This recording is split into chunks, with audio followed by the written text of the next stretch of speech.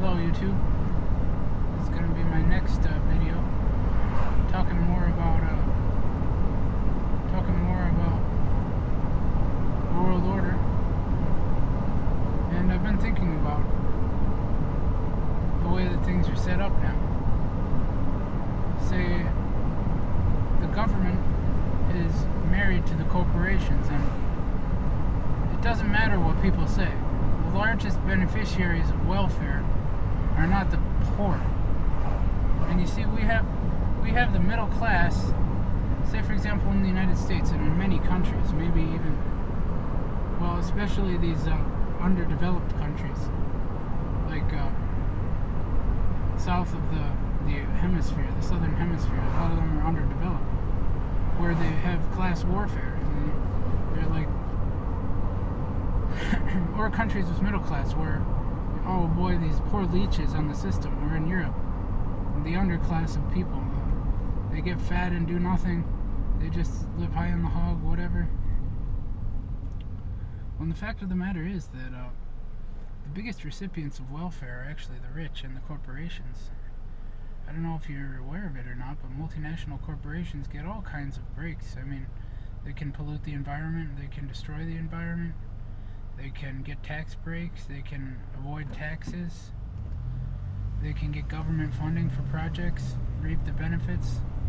Even the whole legal framework is designed specifically for them, to keep them on top, to keep the competition out. Isn't it ridiculous? It's just insanity. I mean, can you imagine if the poor got that kind of a treatment? I mean, society would probably fail, but it might not. It's just unfathomable to modern people. I mean, it's like giving every poor person a Mercedes-Benz and a big house. I don't know how you could sustain it if there weren't any big corporations, but still. Say people, well, you probably could, actually. I mean, if you just stopped supporting these big corporations and let them fail, and then you let the market take over, and we had these small corporations that were profitable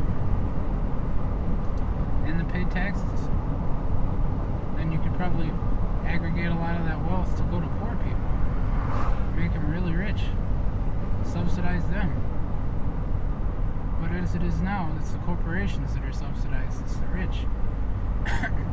I mean, some people think that they're so great, but what do the corporations do that's so great? I mean, besides using the resources, making things from natural resources, computer chips, cars, gasoline, food. Farmers are subsidized. Farmers are highly subsidized. Agribusiness is subsidized. So it's pretty interesting to think about that. What would it be like if those things weren't subsidized? And why do those things have to be subsidized? And why couldn't we just stop subsidizing these big multinational corporations? Well, obviously because they would fail.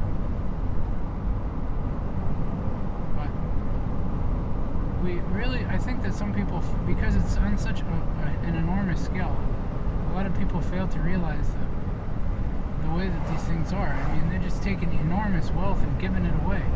Sort of like in the United States, where we've just dumped trillions and trillions of dollars into the military. Right? I mean, we just spent tons and tons of money. We just given it to them so they can. It's really a big. You could call it. It's almost a. It's just ludicrous. It's just insanity. I mean, it's also really sad. Sort of a satirical laugh. I mean, you might have where, if you think of these things, because the way that it is it's not really. Say, for example, America was fighting against Vietnam, or America is fighting against Afghanistan. It really doesn't have anything to do, I mean, with winning that war, or the war in Vietnam or the war in Afghanistan. It has more to do with spending money and blowing bombs up and killing people. I mean, I still can't figure out exactly what it has to do with everything, but definitely has very little to do with actually winning, because first of all, Afghanistan is, you're not going to win it by the way that it's being fought now. I mean, just for one Sidewinder missile, it costs, or Hellfire missile or whatever, it costs like, I don't know, $50,000, $60,000.